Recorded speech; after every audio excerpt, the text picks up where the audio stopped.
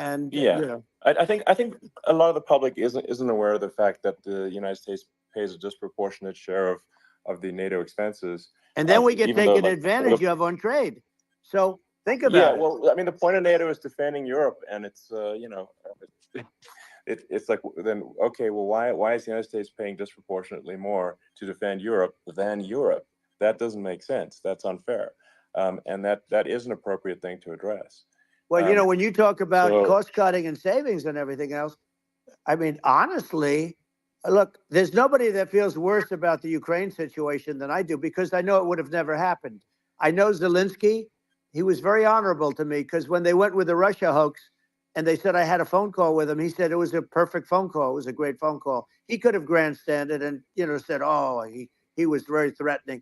He said, no, it was a very We're nice live phone guys call. with Trump I called him up to and congratulate him on his Elon win, Musk, and you end up getting Twitter, impeached or because better these known as X. people are yeah, yeah, lunatics. I was talking about the difference from the people within and the enemies on the outside. In many cases, the people from within are more dangerous for our country than the Russias and the Chinas.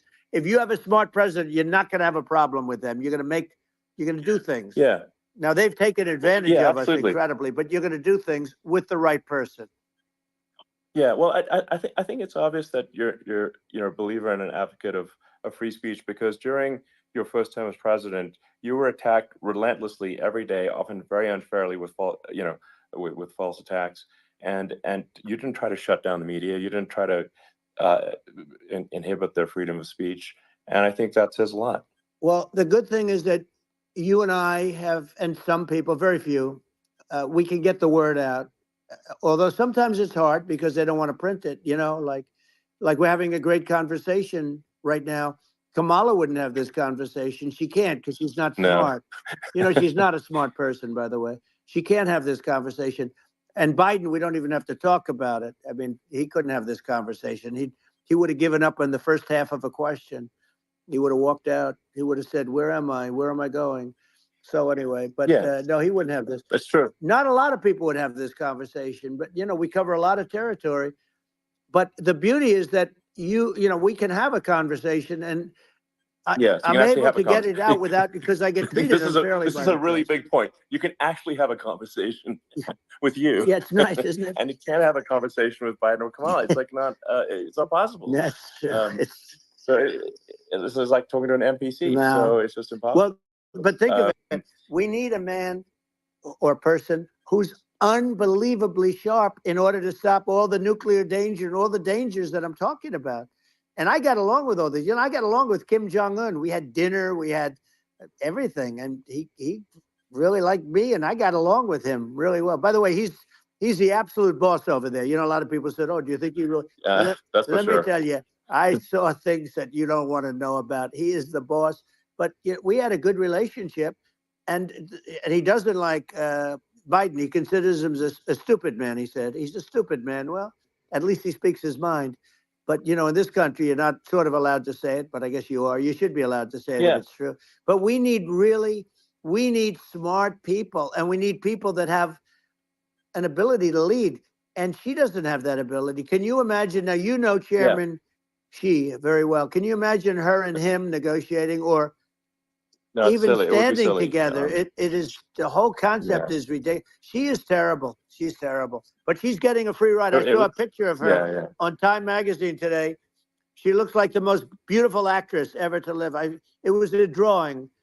And actually, she looked very much like our great First Lady, Melania. She didn't look she didn't look like Camilla. That's right. But of course, she's a beautiful woman. So we'll leave it at that, right? Yeah. Well, maybe like I think part of what people in America want to people in America want to feel excited and inspired about the future. They want to feel like the future is going to be better than the past, and that America is going to do things that are greater than we've done in the past, reach new heights that make you proud to be an American, and excited about the future. They want the American dream back. They want the American dream back. More important than anything else. It's like you don't have that today because the people, they've been just sucked. They see incompetent people running our. The Biden thing is very interesting. People just found him to be incompetent, and when I debated him, I was like, is this for real? It was. Yeah, it was just absurd. But I mean, I think there are like, some grand projects that we could do. I mean, I think like, we could build a base on the moon. We could send American astronauts to Mars. We could build high speed connections that are more advanced than anything else in the world between our cities, so people have fast transport. It's possible to solve traffic with tunnels. Right. We've we already made great progress in Vegas doing that, and and just do things that are exciting and inspiring and make the future feel like it's better than the past. Well, I saw what you did in Vegas, and I'll tell you, it was amazing. I got to see. I took a big glimpse at it, and it's incredible. It's incredible, and you could do that all over. You could do that all over. It's deep. Yeah, you don't even need much structure. Assuming you're in the right area. No, it's straightforward. It's amazing. So like I think we could do some things that like China's got incredible high speed rail between its cities, but I think it's actually possible with tunnels if with deregulation, with an ability to actually, where it's like legal to actually do the tunnels. Then you could have high speed tunnels that are actually better than anything else in the world for high speed transport between cities, and that would be something that Americans can say, wow, okay, we've got something that's cooler than anyone else in the world. That's the kind of thing that makes you proud to be an American. And much safer than surface trains, where there is a danger there, with crazy people. It's much safer, much better. And it's sad because I've seen some of the greatest trains. I find it fascinating.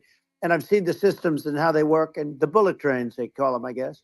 And they go unbelievably fast, unbelievably comfortable, with no problems. And we don't have anything like that in this country, not even close.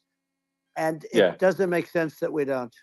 Doesn't make sense. Yeah, and I think also like there's, I'm kind of hopping on the excess regulation, but I think something that I think people can generally understand is that what happens with laws and regulations is that there's more and more of them every year, and unless there's a process to clean them up, eventually everything becomes illegal, and that actually it slows down the development of new technologies. I mean, if you take the sort of, like, I think there's room for some reform at the FDA for improving the speed with which we approve drugs that could help save lives and improve people's lives. And I worked very hard on that. We got that down to the lowest number ever, and we got therapeutics approved in the FDA that people can't even believe the speed. But I took them on. I don't think they like me too much, but I got things approved in the FDA at numbers that they wouldn't believe. And it's a very bureaucratic group. Actually, it's a fine group of people in many cases. I got to know a lot of them, but I was pushing them really hard for Regeneron, for so many different things that were really pretty amazing. But the FDA takes too long. It's 12 years to get a product approved. I got it down to 4, and I got some things done very quickly. But it's really something that is going to have to be worked on because it takes too long. Just takes too long. Yeah, it just takes too long, and it's you end up in the same with the approval, but it's just it takes years instead of something that I think could potentially take months, that improves people's lives. I think I just wanted to hop on this point that, like, there has to be an active process for reducing rules and regulations, because otherwise they just keep building up every year, and you get like hardening of the arteries, and eventually everything's illegal or takes forever, and then we just ossify as a society. We can't make any progress, and it's a really big deal. Elon, just getting back to the FDA for 1 second, I got something done called Right to Try. This is where you can go in, and if you're terminally ill, you can use a space age, medicine or whatever it may be. We have the best doctors, the best labs in the world. We really do. But people would go to other countries because you couldn't use the product, even if they thought it worked, because it's going through the FDA. I got it approved where you can, you basically, look, nobody wanted, the doctors didn't want it because of the liability. The country didn't want it, our country, because they didn't want to get sued. These are people terminally ill. The insurance companies didn't want it, and the pharmaceutical companies, nobody wanted it. I got everybody into a room. and we came up with an agreement that you won't get sued. And also, they didn't want it on their record. If somebody's terminally ill and they die after taking a drug, they didn't want that on their record. So we set a separate list if somebody was, so it wouldn't count as a negative. Yeah. Okay. And as you know, we got it done. We have saved right to try. They've been trying to get this done for 58 years. And it sounds simple, but it wasn't, because, you know, I mean, you know, the insurance companies, nobody wanted it, but we got it done. Sure. Somebody signs, you sign a document that you're not going to sue the insurance companies, the country, you're not going to sue anybody. And we got it done. And we're saving tens of thousands of lives. Right to try. Hopefully you never need it. But if you do, you don't have to travel to Asia. You know, people, if they had money, they go to Asia, they go to Europe. If they don't have money, they go home and die. That's what happened. They'd go home and die. Yeah. Well, I mean, and actually, to give Europe some props here, it's like if a drug is approved in Europe, which has a crazy amount of regulations, it should obviously be approved in the U.S. Yeah. I mean, they get more regulations than we do. So why would a drug be approved in Europe and not in the U.S.? That's crazy. Well, we did it. We did something that really, they've been trying to do it for 50 years, and they just couldn't get it done, and I got it done. And it's really something. But you're right. Some people go to Europe because a drug isn't approved here, but it's approved in Europe, and it's a drug that, generally speaking, would work. It's pretty crazy. Absolutely, you're right. And I think so. As long as people are properly informed of the pros and cons, and like these are the risks, this is the risk, and like you make your own decision. Yeah. That makes sense. Well, I think just you know, in sort of closing up, and by the way, I'm looking at the numbers. You got a lot of people listening. I hope you don't get nervous, because you got a lot of people listening to you right now, like 60 million or something. What is that number? It's crazy. It's amazing how you can see that right away. How many? What is the number? Wow. What is it? Well, wow. I think in terms of people, that's bigger than you said. You said 25, and you're much more than double that number, 25 million. I think you're going to be 60 or 70. And I guess over a period of time, hey, I congratulate you. Do I get paid for this or not?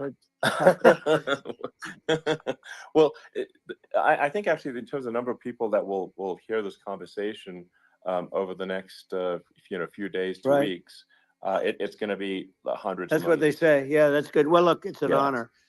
I just asked this: are you better off now, or were you better off when I was president? Nobody's better off now. People, we put out polls on that, and nobody's better off now. Inflation has killed it, and they also feel very unsafe. You look at what's going on with a lot of different things. You look at the riots we had at the colleges over. I mean, it's ridiculous, but all of the riots, they just feel unsafe. And now they really feel unsafe because you have a new form of crime. It's called migrant crime. I call it Biden migrant crime. Maybe I'll call it Kamala migrant crime. But I mean, with all these things, I always try to get to the ground truth by just asking people. And my mom lives in New York, and I was like, Mom, have any of your friends been attacked or assaulted? And she said, yeah, 3 of her friends in 3 separate incidents were assaulted just in recent months, just walking around the streets of New York. And I said, well, what happened to the people that assaulted them? Oh, nothing. They got away. Like, and they just know they always get away. Nothing's going. And they don't even bother reporting it because they know that they're not going to, people are not going to get prosecuted. They just let violent criminals out in New York. The only one that gets prosecuted is Donald Trump.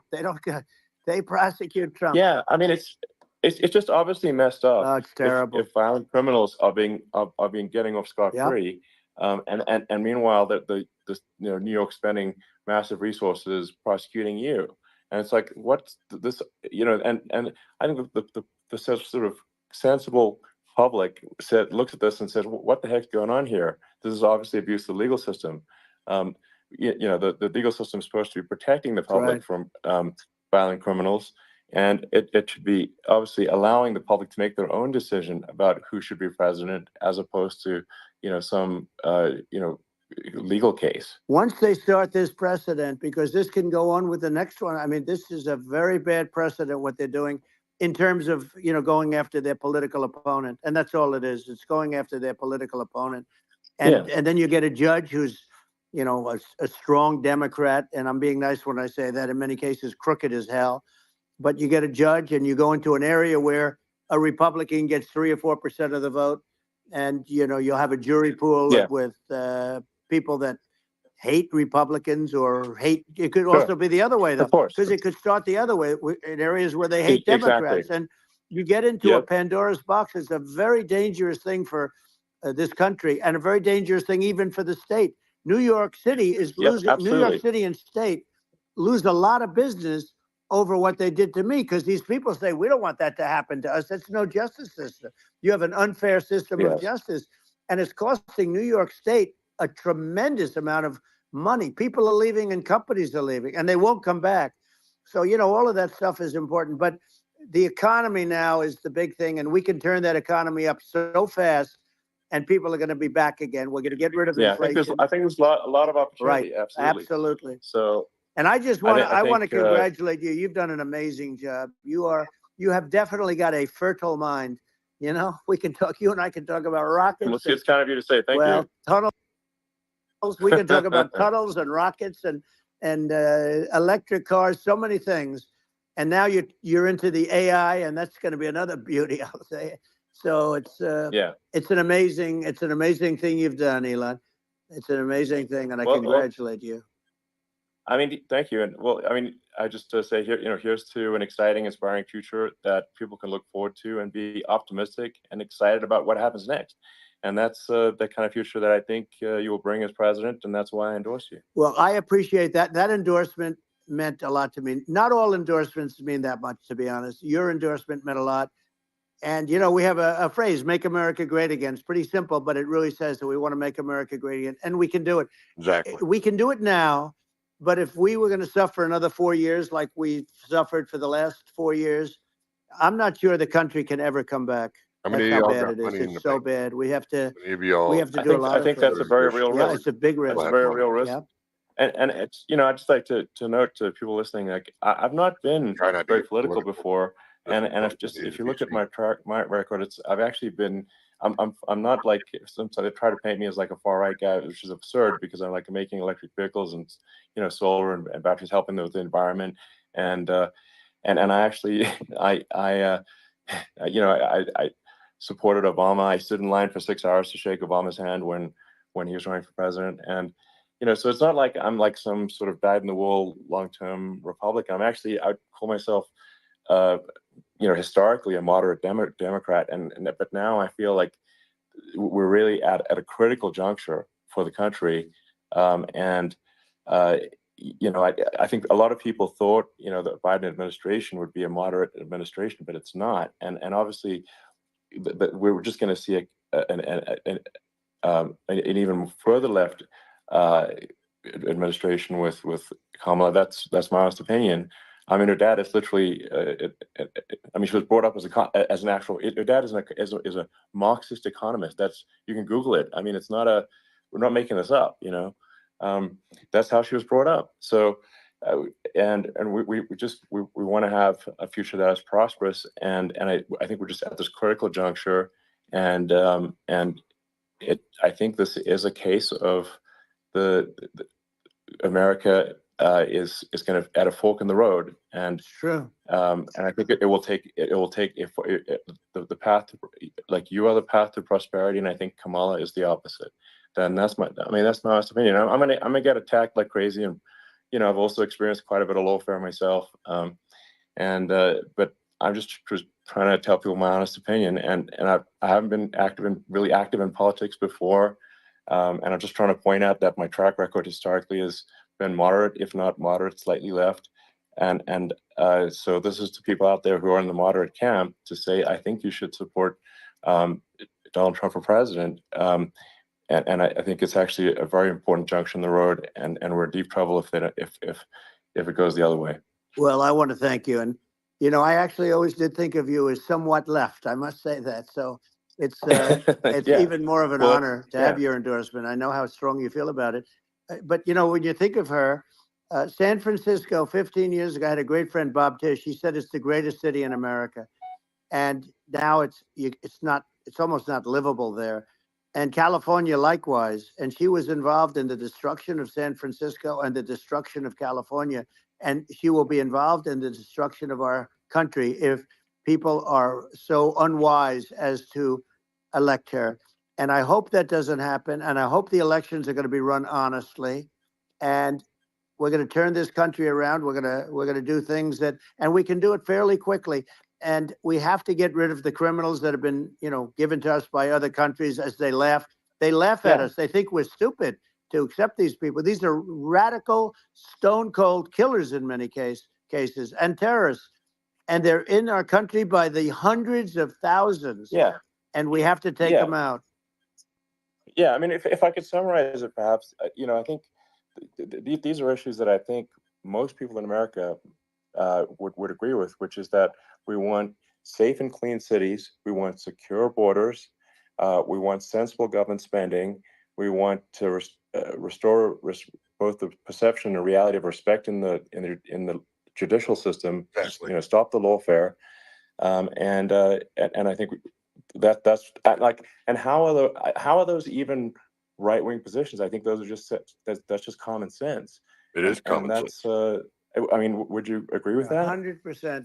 I don't understand, the whole, they call it progressive. They don't like the word liberal anymore, but call it liberal or progressive. I don't understand how somebody could say that it's okay for them to empty prisons into our country. And again, I told you their crime rates all over the world are going way down, which makes sense. In fact, the next time what we'll do is if something happens with this election, which would be a horror show, we'll meet the next time in Venezuela because it'll be a far safer place to meet than our country. Okay, so we'll go, you and I will go and we'll have a meeting and dinner in Venezuela because that's what's happening. Their crime rate's coming down and our crime rate's going through the roof. And it's so simple. And you haven't seen anything yet because these people have come into our country and they're just getting acclimated. And they don't know about being politically correct law enforcement or lack of law enforcement. And our police, I have to just end with this. We have great police. We have great law enforcement, but they're not allowed to do their job. They have to be able to do their job without being destroyed. Well, absolutely. And it's obviously demoralizing if you're a police officer risking your life to arrest violent criminals who could kill you and do kill you sometimes. And then you arrest a violent criminal and then the DA, doesn't prosecute and just let the guy out. Yeah. Well, then why should a police officer risk their life to arrest a violent felon? Well, even worse, Elon, if nothing's going to happen. Even worse, they prosecute the police officer. They go after it and they prosecute the police officer and they take away his pension. They take away his job. He loses his family. He loses his house. Well, I thought it was very telling, like incredibly telling that, when there was that case where, sort of a gang of thugs beat up police officers. I think it was in Times Square in New York. And then nothing happened to those guys. They were let out, zero bail. And I think a bunch of them were given free tickets to California. Well, what is I mean, that is a gross indignity against the United States. And that's how, this is insane. Like, have we lost all pride? How can such a thing be allowed to occur? I've never seen anything, we see where they get shot. It's a very dangerous profession, but it's something they're very proud of and they want to be able to do their job. But I've seen them get shot. I've seen a lot of things, but I've never seen where these guys are standing in the middle of a big street, everybody watching them, and they're literally boxing, like punching, stand up fighting a police officer. There were two of them. And you had about six of these guys, and they're punching the hell out of them. And in their own country, they would be dead if they did that. They'd be shot. Yes. They would be shot instantly.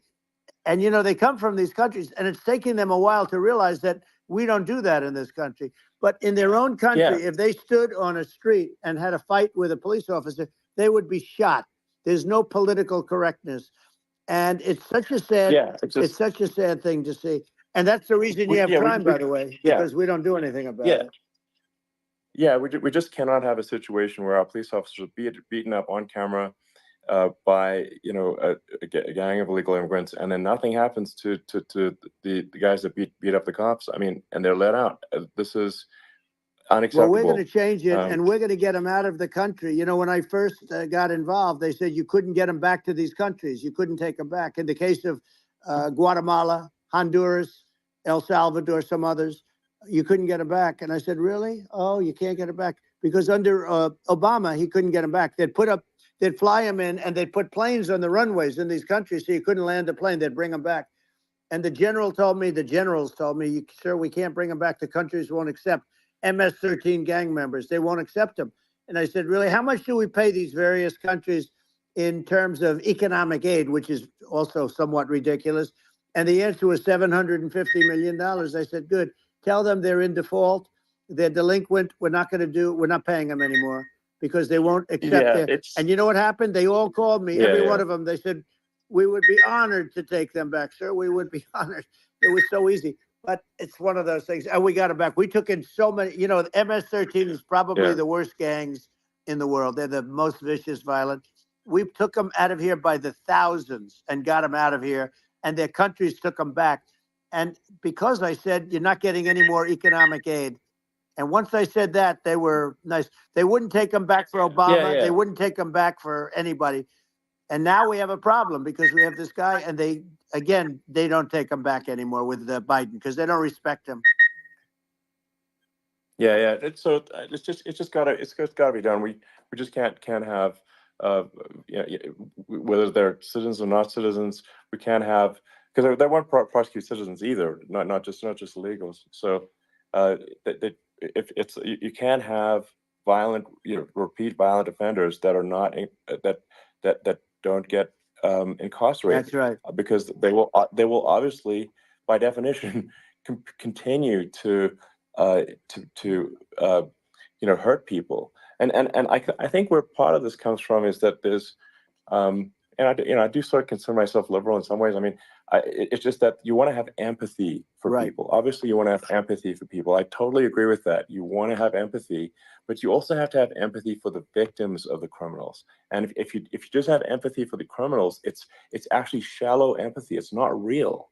You're not thinking. You have one layer deep empathy. You got to say, like, what if you don't incarcerate this person? Who are they going to hurt? They might kill someone, they might rape someone. If you don't incarcerate them, you have to have empathy for the victims.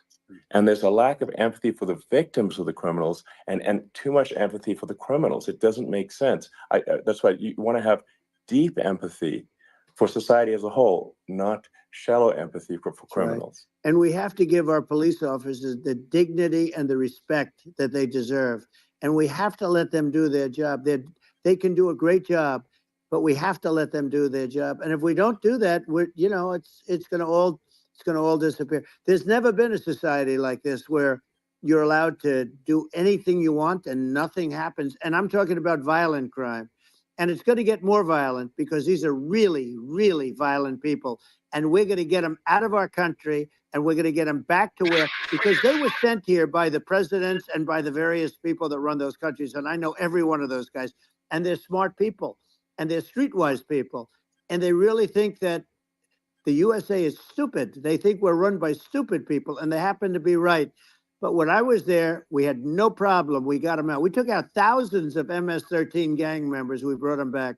And now, again, it's the same old story. We don't do it. And they actually gave them a big increase in aid. They raised it up to billions of dollars, and they get nothing for it. So, I hope everybody's going to vote for Trump, and we're going to get this country straight. Yeah. And I didn't need this. I didn't need this. I had a very nice life. I didn't need to go through court systems and go through all the other stuff and run at the same time. I have to run.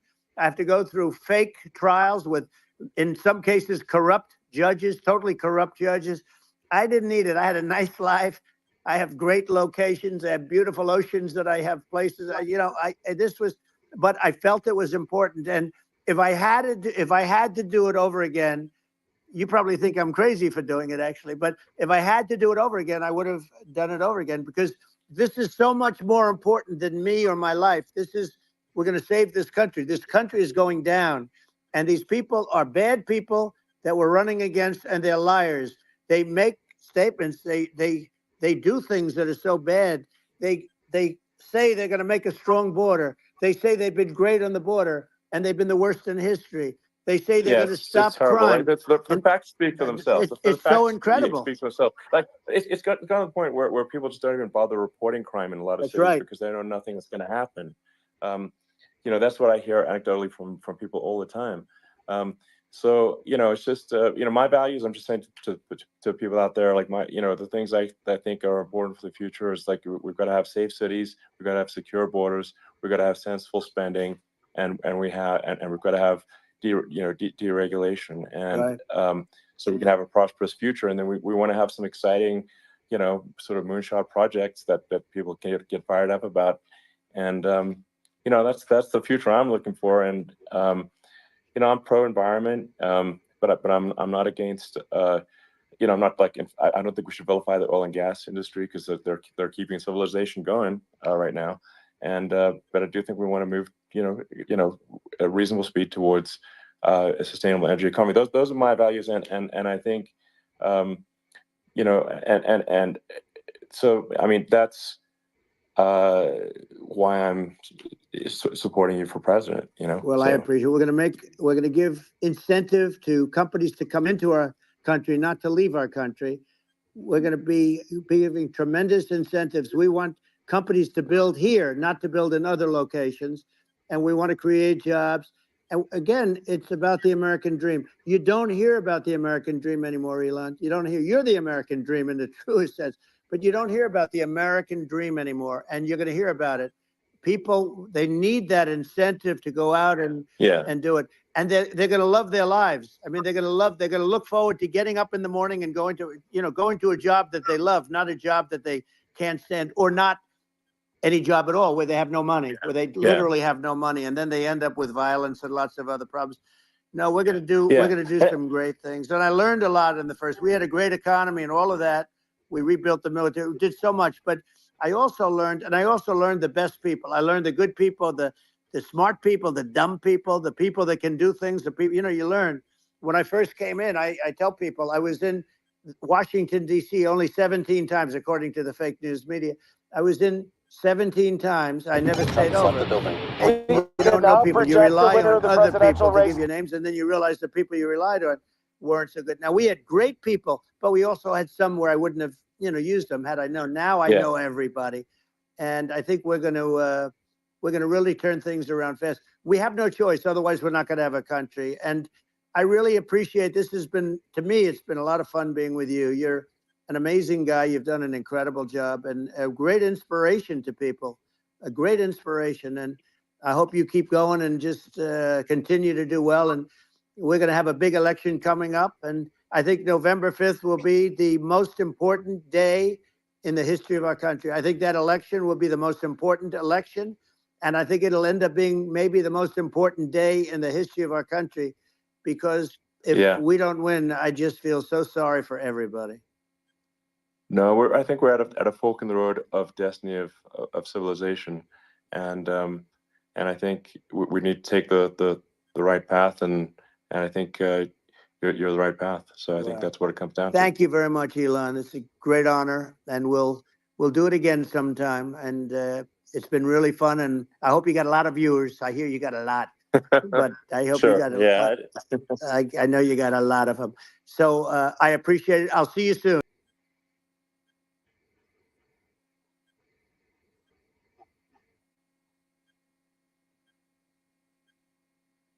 Well, that's it there for Trump. On a note, we have a... All right, G's on the outside. Getting ready to use the rocket spray, because our windows are dirty. Hit this outside with some bowl snot.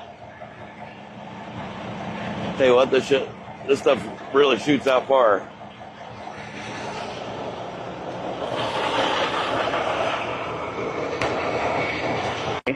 Jump in, let's hit it from the inside.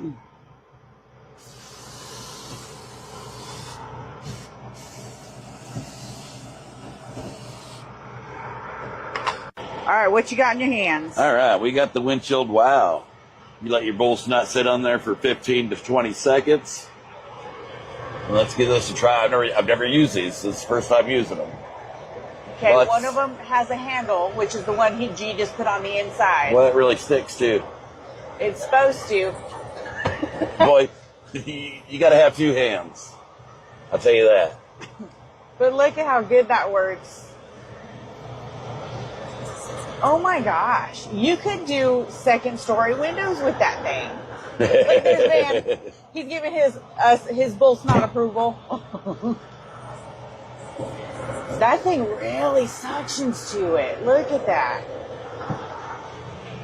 All right. All right. All right. Oh my gosh, guys. Down here directing us, sir. Woo. So what's your synopsis on this, honey? Around this building. This thing works amazing. It's great. It's just the magnet is so freaking strong that if you want to get cardio in, wash your windows. I think it might be a different story on your house windows because you're not trying to hang like that. Here, you're going to have to grab this. Yeah, man. All right, guys. I do love the windshield wow. It is amazing. Look how beautiful. I left it stuck there. It works great. It works amazing. And actually, we just had someone say, you got one of them windshield wows. I need one of them. But it is a workout. It is a workout. The magnets are great. They hang on to each other really good through the glass. If you were standing up next to a window at If you home were or something, actually like G said, at home and doing your windows in you your house, would be trying to do it in an wouldn't be awkward so position. difficult. But when you do your windshield, because that's what it is intended for, it's a windshield wow, is that it is more of a workout because you're kind of in an awkward position. But I'm telling you, look how clean that windshield came out. G hit it with a bull snot rocket spray on the outside, and then again on the inside we hit it with some more visible. And then we just went to go, and it's got 2 pieces that one goes on the outside, the other one goes on the inside, has a handle to it right here. Also has an extension handle, which we didn't use because we didn't need to. But it's pretty amazing product. I definitely recommend it. That was bull snot, visible. That was Trucker G and Mrs. G. Giving us the demonstration of bull snot. So tonight we're going to enjoy a little electronic logging devices unconstitutional now? I believe so. Welcome to Morning Coffee with Bob. I'm your host, Bob. Not coffee. Take a sip. Just take a sip. That's delicious. Are electronic logging devices unconstitutional? In case you don't know, there's been a new ruling from the Supreme Court just a few days ago called the chevron deference. The chevron deference case we've been living under for the last 40 years. Deborah, do you know what chevron are? It's a gas station, man. It's not a gas station, Deborah. The chevron deference is a ruling from 2 fishermen. Now, chevron's a fish, but it's not the fish that these guys were fishing for. Those were herring. Those guys fished for herring. And the chevron is a pretty fish. Regardless, this case, we've been living under it for years. So the EPA overstepped their bounds. These guys were forced to put a tracking device on their boat and then pay for a service for the tracking device so the EPA could see where these guys were fishing. And here's the thing. The United States government cannot make you buy a product or pay for a service. They can't.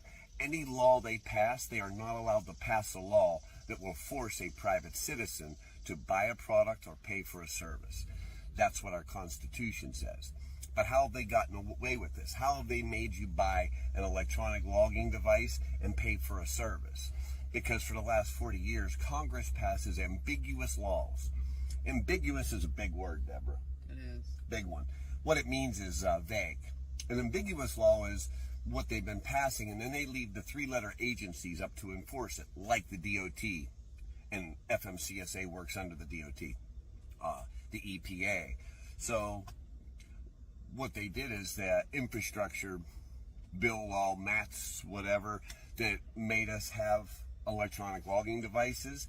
Now that the chevron deference case has been rolled back, electronic logging devices are now unconstitutional. You cannot force anyone to buy a product and pay for a service because of a law that was passed. It's unconstitutional. So that would also go as far as California carbs would be rolled back. Idling laws in New York State or wherever. Also, EPA has overstepped their bounds. The EPA gave California authority to go ahead and stop people from coming in their state. They overstepped their bounds. There's a commerce clause that oversees all that stuff.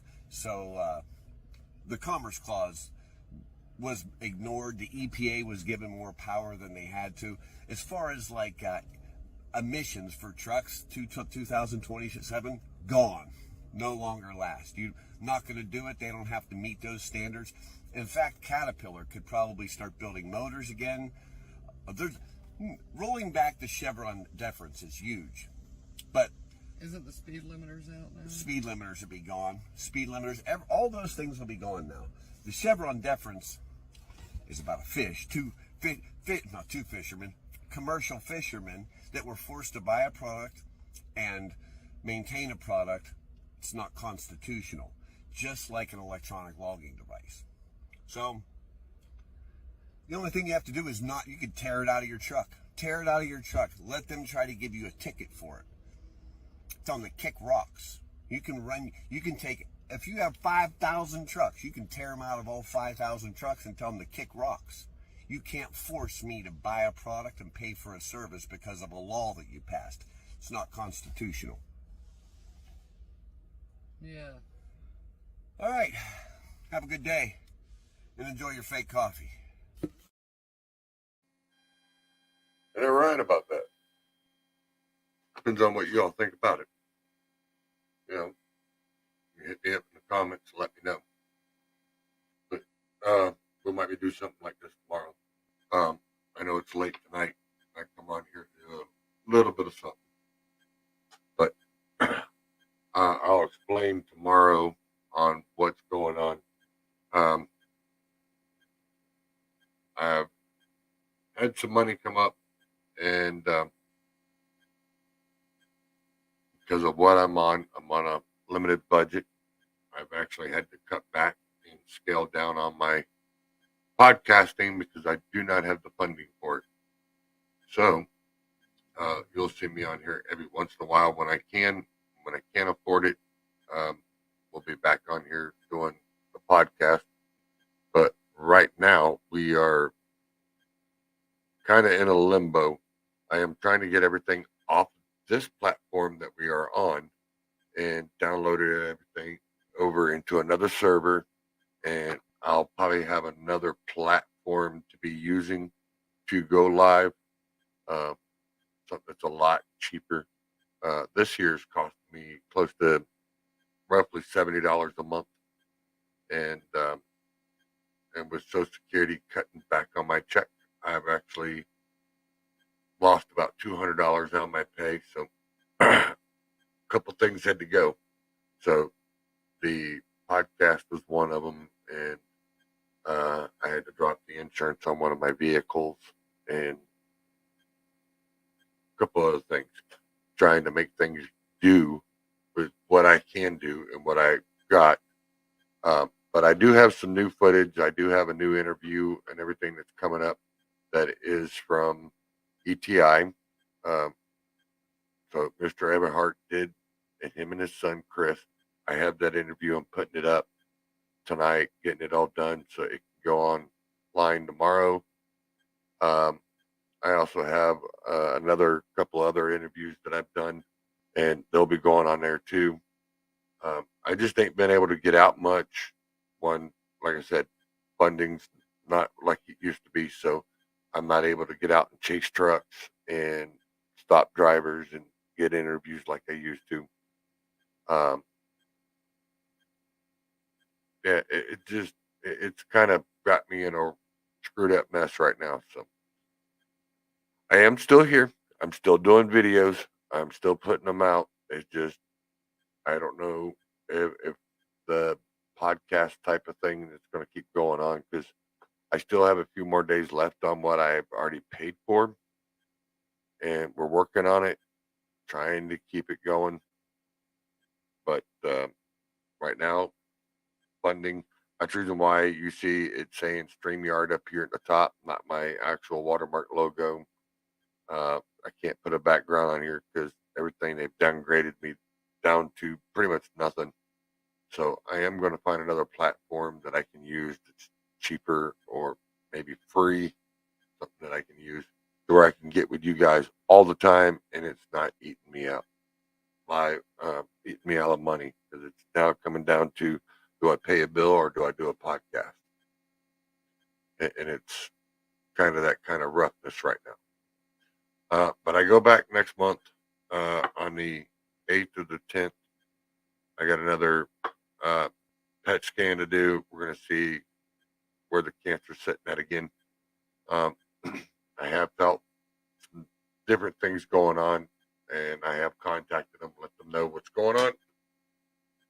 So we're working on it. We're trying to keep our head afloat, and I'm trying to keep up in good spirits and letting you all know I'm in good spirits so we can work. So let me know if this even hits the airway or if it don't. I'm looking at Facebook and it's showing it is, but looks like I'm freezing up a little bit on Facebook. Yeah, it's freezing up. So I am going to get off of here. I will try to get something done and we'll figure this out. On that note, from a good friend of ours, we'll call it a night. I'm the king of the hill, king of the road. I'm keeping it real to the day that I'm gone. Got my seat aired out on the floorboard. I deliver motherfucker like door to door. I'ma get the load off like for sure. Got a baby in Bama and 4 more. I love the country, love the law. I love marijuana and alcohol. Country girls, man, they turn me on. I'ma ride the wheels till they fucking fall off. I'm independent, that says up now. Either way, I'm headed for the crown. I'm shifting gears with the pedal held down. Ain't letting out till they playing my sounds. Kentucky boy, I don't fuck around. I'm hitting out things, about to burn it down. Text go forward, send the bread. In the big room, it was off the head. I had to save a couple for my boy Jay Fresh. Then he gave me a bag in my studio session. I can rap fast like you hear it in cursive. I get the women, they think are just perfect. I love them and leave them cause I don't deserve them. Baby, relax, we just living and learning. Sit back, relax, keep pushing and roll on. Sick pack, that's packed with something to smoke on. Chromed out beat, we float them in steady cruise.